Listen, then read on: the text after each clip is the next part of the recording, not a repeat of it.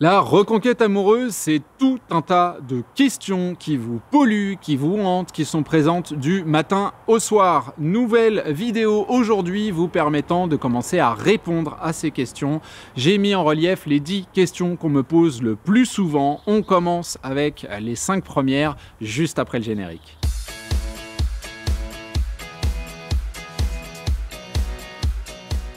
Salut à tous, c'est Jean-Baptiste de jbmarcy.com. On se retrouve aujourd'hui pour continuer nos réflexions autour de la reconquête amoureuse et puis se lancer dans un terrain un petit peu spécial aujourd'hui. Je suis un petit peu allé à la pêche pour draguer dans mes filets 10 questions, sans doute les questions qu'on me pose le plus souvent autour de la reconquête amoureuse, autour de mon parcours, autour de tout plein de choses intéressantes. Travail conséquent qui me pousse donc à partager la vidéo en 2 parties.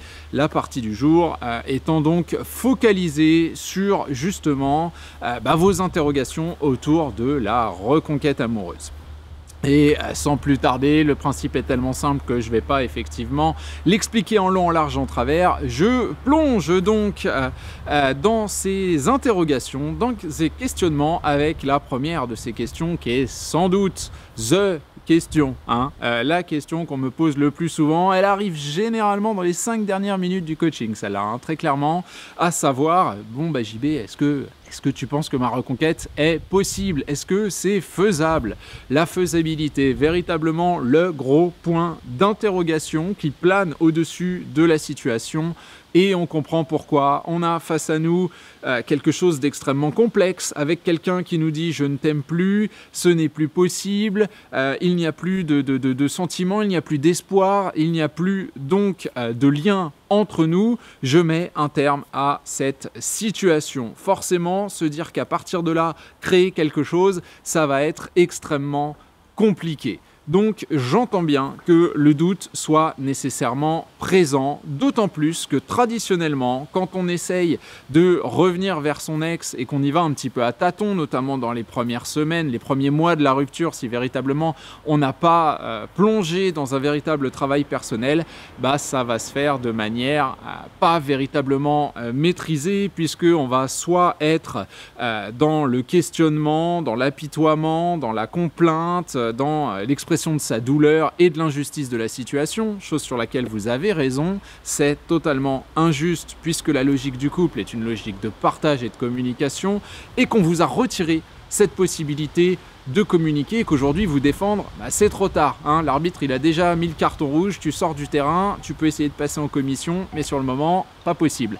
Donc forcément, grosse notion d'injustice et vous êtes ce joueur exclu qui essaye de dire « mais merde, je t'ai pas touché quoi sur le tacle, arrête ton cinéma ». Donc véritablement quelque chose de difficile et si on n'est pas dans ce genre de communication, on va être dans l'arrêt simple et total de communication parce qu'on ne sait pas comment revenir vers l'autre. On a un instinct qui est présent et qui va aller un petit peu contre tout ce que nous allons mettre en place autour de la reconquête amoureuse. Donc se poser la question de la faisabilité, il n'y a rien de plus humain. Tout notre environnement, les idées qu'on peut entendre autour de nous, de nos proches, de nos parents, de notre ex, vont contre cette idée de faisabilité. Donc que le doute soit présent, c'est évidemment normal. Maintenant, sans travail, il n'y a pas de résultat. Ça, c'est clair et net. Et ce que je peux vous assurer, c'est que ce n'est pas nécessairement les cas les plus difficiles de prime abord, parce que vous imaginez bien que des situations presque ubuesques, j'en vois absolument tous les jours, qui finalement n'ont nécessairement le plus de fil à retordre. Donc cette notion de possibilité ou d'impossibilité, elle se juge, elle se jauge sur le terrain, elle se juge, elle se jauge à force de travail, mais très clairement, pour moi, j'estime qu'effectivement, tout est possible. Pourquoi? Parce que vous avez face à vous un être humain, qui est une personne, qui est une entité qui va évoluer avec ses expériences au fur et à mesure du temps et avec son environnement, face à un autre être humain, vous, qui évolue lui aussi selon ces 3 critères, au milieu d'un environnement qui lui-même est juste en évolution perpétuelle. Dit comme ça, on comprend bien que tout est en mouvement et qu'à partir de là, notre boulot, ça va être de profiter de ce mouvement, de le mettre en relief et à un instant T que la situation paraisse impossible ne signifie pas qu'elle le sera dans quelques temps, surtout à force de travail. Donc la reconquête amoureuse est-elle possible? J'ai envie de dire oui, même s'il y a des cas où par contre, moi, j'ai pas forcément envie de me mouiller, notamment les cas où il y a des peines de prison, de la violence, qu'elles soient d'ailleurs physiques, sexuelles, etc., etc. Hein, parce que là, c'est des cas qui dépassent la psychologie, qui plutôt ont affaire à la justice. Et moi, je ne suis pas juge ni avocat et je ne veux surtout pas que être impliqué dans ce genre d'idées. Mais à part ça, oui, je pense que vraiment, il y a la possibilité de mener une reconquête. Bien évidemment, il faut une étude en détail du cas et faire le boulot nécessaire. La deuxième des questions qui m'est le plus souvent posée, je la trouve super intéressante, super saine d'ailleurs, c'est cette idée de savoir si la reconquête amoureuse, finalement, est-ce que ce serait pas un petit peu de manipulation parce qu'on a quelqu'un face à nous qui nous dit « je ne t'aime plus » donc, ou « je ne veux plus de toi » ou « ce n'est plus possible » et nous, on essaye quand même de lui faire ressentir le contraire. Alors, sur cette question-là, moi je réponds sur la définition même de la manipulation. Alors, pas celle du petit Larousse, mais celle que je vais mettre en relief, et j'imagine que vous serez d'accord. Le but de la manipulation, quand on parle notamment du manipulateur, du pervers narcissique, etc., etc., c'est quand même d'obtenir quelque chose de quelqu'un d'autre à travers la coercition. De plus, cette coercition va nous permettre d'avoir un statut de dominant face à une personne qu'on aura quand même bien roulé dans la farine. Moi, ça, je reconnais pas la reconquête amoureuse là-dedans. Certes, on veut faire ressentir quelque chose de positif à quelqu'un qui a une image négative, une image arrêtée à l'instant T de nous et de la relation, mais on n'est pas dans la volonté de l'extirper par la force, on n'est pas dans la volonté de se moquer de la personne, et puis on n'est pas dans la volonté de la laisser à poil derrière, de la laisser sans défense, sans possibilité de se positionner ou de rattraper ce qui lui a été pris ou je ne sais quoi. Donc la manipulation, elle est véritablement à mettre en relief parce qu'on ne lui veut pas de mal à la personne qu'on a face à nous. On est quand même motivé par l'amour, on est quand même motivé par le respect, on est motivé par la construction, on est motivé par l'évolution. Je ne suis pas sûr que ces valeurs-là correspondent bien aux motivations d'une manipulation pure et dure où vous voulez accès au compte en banque de mamie parce que ça fait des années qu'elle fait la grippe sous et qu'elle met des sous, qu'elle les cache sous son lit. Et puis là, il est temps quand même de penser à l'héritage. On n'est pas du tout dans ce genre d'idées, on n'est pas du tout dans ce genre de situation. J'ai un énorme et un profond respect pour les personnes qu'on a face à nous et il n'est absolument pas question de leur faire un choix par défaut. Et encore une fois, vous aurez peut-être la chance, si vous menez, quand vous mènerez votre reconquête amoureuse, d'avoir face à vous une personne qui vous dit « Mon Dieu, j'ai vraiment de la chance que tu aies fait tout ça pour moi, j'ai vraiment de la chance que tu sois revenu à mes côtés. » C'est ce que me dit ma femme et j'ai toujours ma petite plaisanterie en lui disant « Écoute ma chérie, si tu as autant de chance, va vite jouer à l'euro-million, puis prends 3 tickets parce que vraiment, de la chance, t'en as, c'est juste incroyable. C'est pas de la chance, c'est du travail que j'ai mené. Je suis très content qu'elle estime qu'elle y gagne quelque chose et je pense que c'est vrai, sans vouloir me jeter des fleurs, je pense qu'on y gagne tous les deux quelque chose et du coup, est-ce que je l'ai manipulé ? Non, virgule, peut-être un peu. Et là, peut-être que je vais vous surprendre ou pas, j'en sais rien. Il y en a qui me connaissent après tout, qui regardent ces vidéos. Mais le peut-être un peu, il est basé sur la volonté d'abord d'être objectif intellectuellement parlant et puis de prendre la réalité, de la considérer comme elle est. Et si vous voulez être dans l'argumentation systématique, eh bien d'accord, je veux bien reconnaître qu'il y a une notion de manipulation dans la reconquête. C'est pas son cœur, mais il y en a une. Pourquoi ? Parce que toute relation humaine est basée sur l'intérêt personnel. Lorsque vous parlez avec quelqu'un, lorsque vous vous rapprochez de quelqu'un, c'est parce que vous avez quelque chose à en tirer. Regardez vos amitiés, vos amis les plus proches, ce sont des personnes qui, bizarrement, partagent avec vous des opinions politiques, des opinions ou des activités sportives, qui sont sur le même lieu de travail, qui ont un appart, une piscine, j'en sais rien, mais dans votre cercle, si vous voulez, il y a des gens qui vous apportent des choses. Tout le monde d'ailleurs vous apporte quelque chose. Et encore une fois, ça peut être de la bonne humeur, hein. Je ne parle pas d'argent, je ne parle pas de matériel, mais on est tous dans la recherche de. Et bizarrement, effectivement, les gens avec qui on s'entend le mieux, ce sont des gens qui nous apportent quelque chose, qui nous correspond,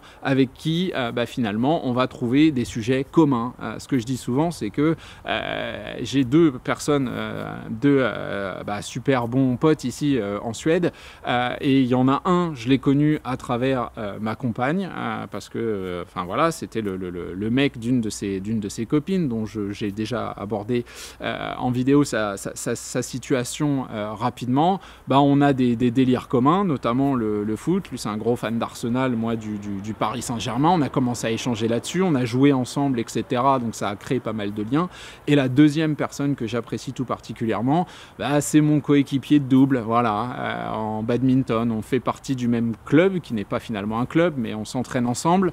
Et quand on part en compétition, on part ensemble. On joue en plus dans la même catégorie, donc on peut jouer l'un face à l'autre. La dernière fois qu'on s'est rencontrés, c'était en finale d'un tournoi. J'ai perdu. Il m'a mis un sévère deuxième set. Premier était serré, 21-19. Le deuxième, j'ai pris une piche. Mais bon, c'est quelqu'un que je considère comme largement meilleur que moi. Je m'entraîne tous les jours. Dès que je peux avec lui, j'apprends énormément. Et lui, en contrepartie, il a pour la première fois quelqu'un dans ce club qui a du répondant, si vous voulez, parce qu'on est les deux plus jeunes, 37 et 35 ans. Donc il n'y a pas beaucoup de jeunes chez nous. Le reste, ils sont minimum au-dessus de 50. Donc du coup, après 2-7, il n'y a plus personne, Et puis ça va pas très vite. Ils sont très bons techniquement, mais il n'y a pas le répondant que moi je peux avoir en termes de rapidité et puis en termes d'aller chercher les balles quand elles paraissent impossibles. Voilà. Donc on s'apporte quelque chose, on s'améliore tous les deux, et il y a vraiment cette connexion-là qui se crée. Donc de la manipulation, il y en a toujours dans tout relationnel humain. Maintenant, encore une fois, c'est pas la base de la reconquête amoureuse.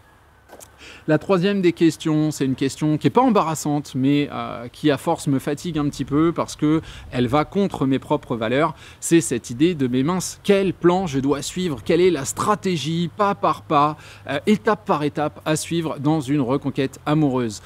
Il n'y en a pas, il n'y a pas de stratégie, il y a une façon d'être, il y a une façon de voir les choses, il y a une façon de s'ouvrir à son monde, il y a une façon de profiter de son environnement, il y a une façon de voir chaque jour qui passe comme une opportunité de créer de la différence, de s'enrichir, d'apprendre, etc., etc., etc.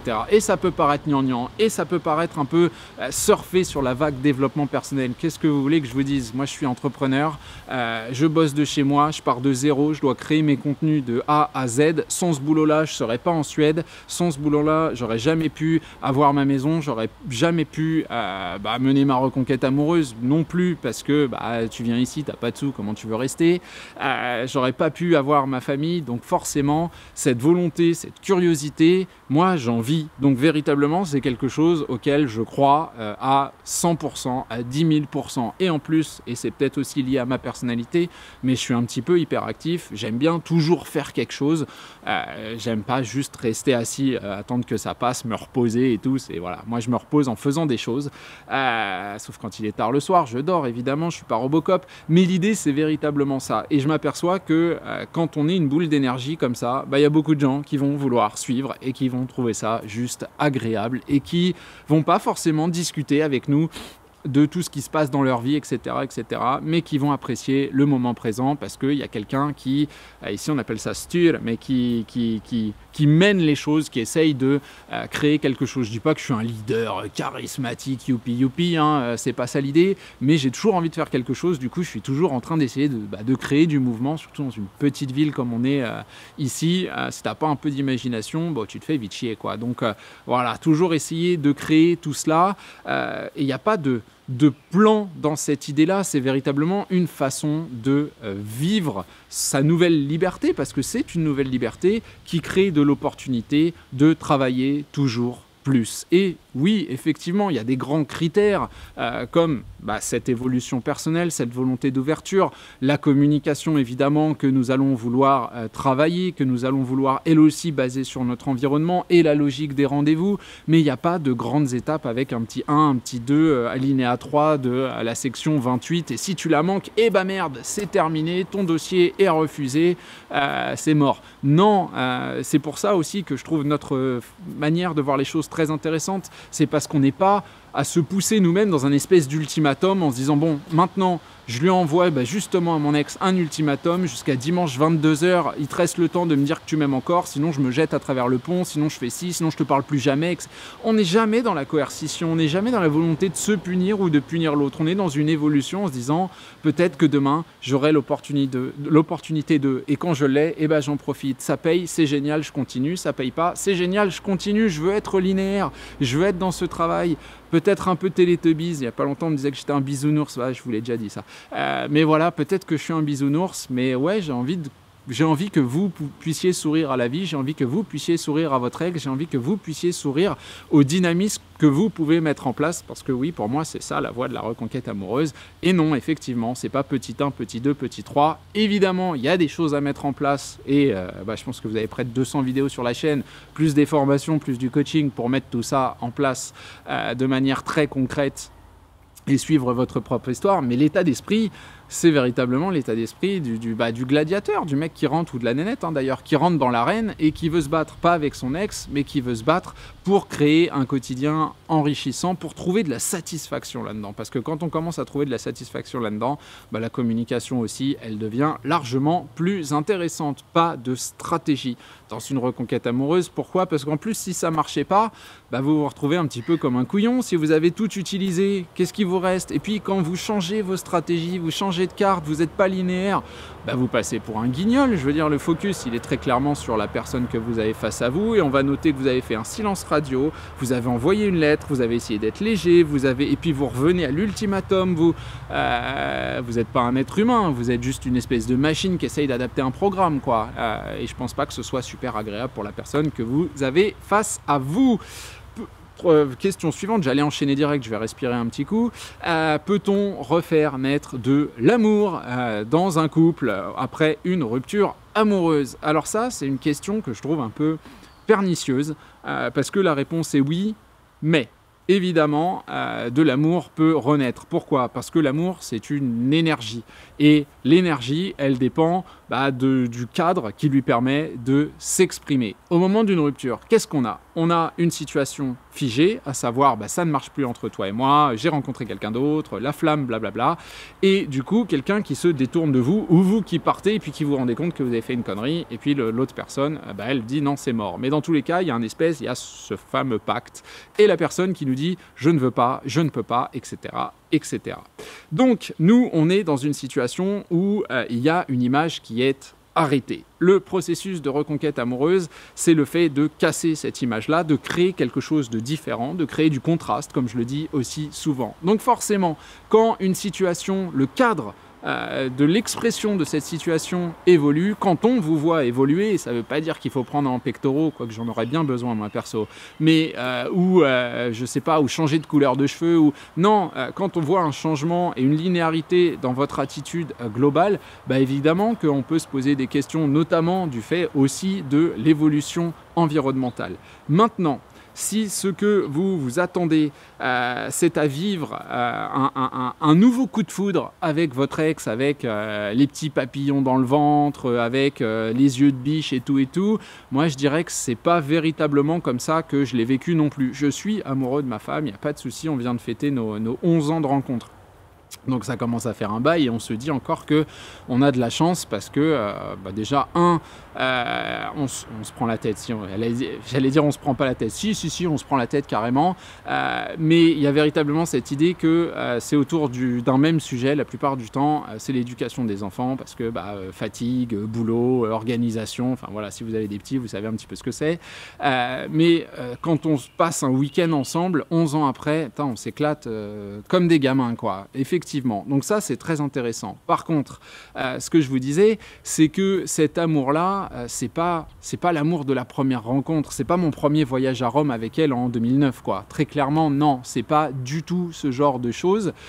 Et j'ai peur que dans la vision qu'on ait de l'amour et de la reconquête, il y a cette idée de certes recréer quelque chose de nouveau, ça c'est vrai, mais que l'amour soit lui aussi tout nouveau. Non, on reste les mêmes personnes si vous voulez. Et finalement, la manière dont je vois les choses, en tout cas la manière dont ça s'est passé pour moi, on a eu l'impression maintenant que la rupture était une parenthèse et que chacun est parti de son côté bouder un peu, faire sa retraite chez les moines Shaolin, quoi. Et puis quand il est revenu, enfin quand je suis revenu en l'occurrence, on a chacun un peu voulu montrer qu'on avait vachement appris chez les moines, quoi, et que ça avait bouleversé certaines possibilités, certaines capacités, certains comportements.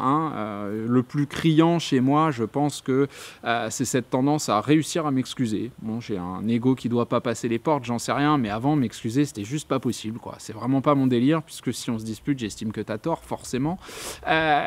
Donc, c'était pas mon délire. Et aujourd'hui, j'ai tellement souffert pendant ma reconquête amoureuse que si de temps en temps mon ego, je m'assois dessus, ça pique un peu, ok, mais derrière, c'est pas le plus important. Ce qui compte, c'est notre famille, ce qui compte, c'est que je l'aime, et ce qui compte, c'est qu'elle aussi, j'ai vu des évolutions dont je vous parlais dans une vidéo récente, notamment avant sa capacité, sa tendance à jamais souligner ce qui va bien et à toujours être par contre très très présente sur les phases qui n'allaient pas très bien, sur des conneries, je sais pas, tu tonds la pelouse et t'as laissé un brin d'herbe un peu plus long que les autres, quoi, tu vois, ou c'est quoi ce brin d'herbe, plutôt que de dire merde, t'as bossé pendant 2 heures, c'est cool, merci, j'aurais pas à le faire. Enfin voilà, ça a complètement disparu, et je vois aussi que elle est beaucoup quand même si c'est pas Miss Câlin 2020, parce que ma femme est pas très expressive dans ce domaine-là, mais je vois quand même qu'il y a des tendances qui étaient absolument pas présentes, et je pense qu'elle tient à notre couple beaucoup plus qu'auparavant, et quand on en parle, c'est sûr que c'est des choses qui ressortent, que pour elle estime avoir fait une grosse erreur avec la rupture amoureuse. Elle fait plus amende honorable au bout de 10 ans et quelques, évidemment, mais on sent qu'il y a véritablement un amour, et un amour qui est aussi basé sur l'idée qu'on sait ce que ça fait de se perdre.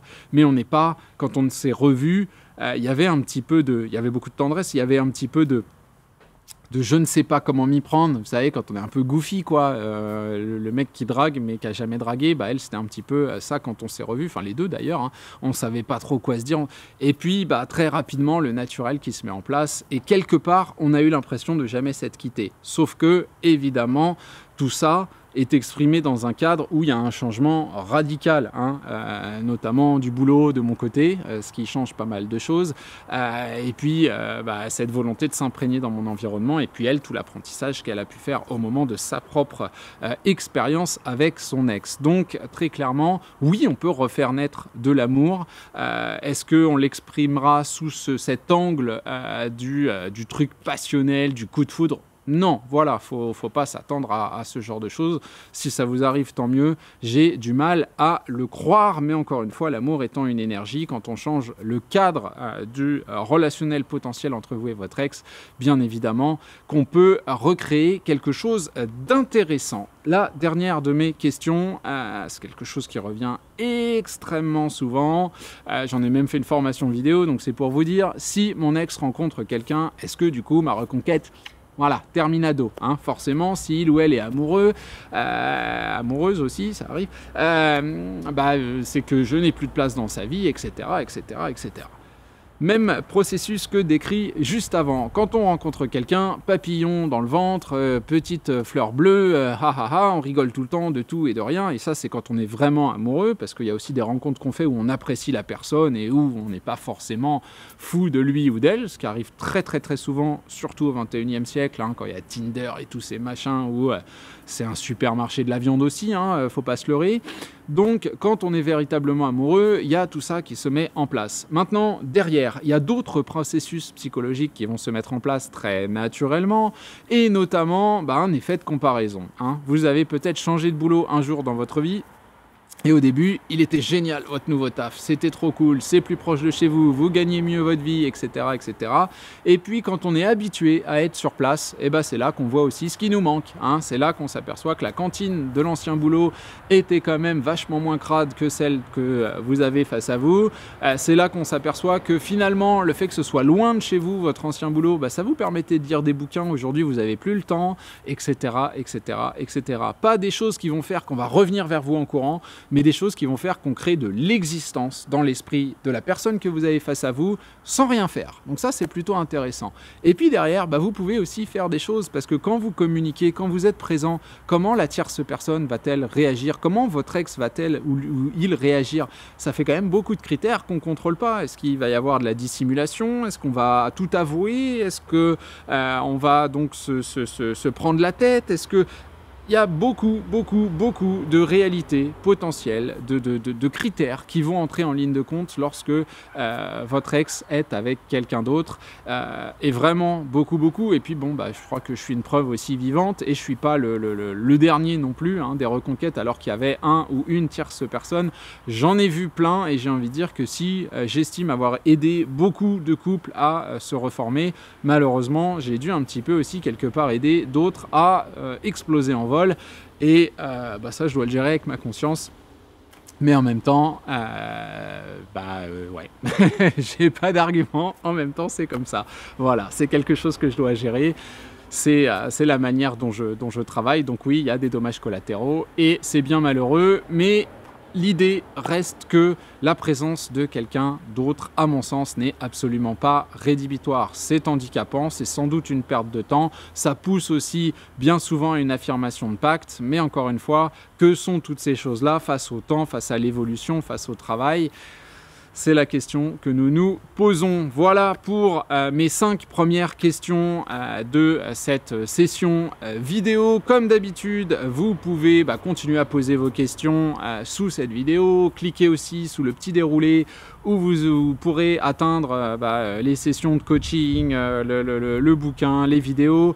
Alors pour le coaching, je tiens déjà à vous préciser, si vous regardez cette vidéo, la date de sa sortie, c'est qu'il me reste une semaine avant mes congés et il n'y a plus beaucoup de place de libre, hein, très clairement. Voilà, donc si jamais ça vous intéresse, il va falloir faire très vite. Voilà, sinon j'ai plus grand chose d'autre à rajouter. Je me propose de vous abandonner là pour aujourd'hui et puis de mon côté de continuer à bosser sur la seconde vidéo qui, je l'espère, complétera la première. Allez, j'arrête de vous embêter, je vous dis à très vite. Ciao.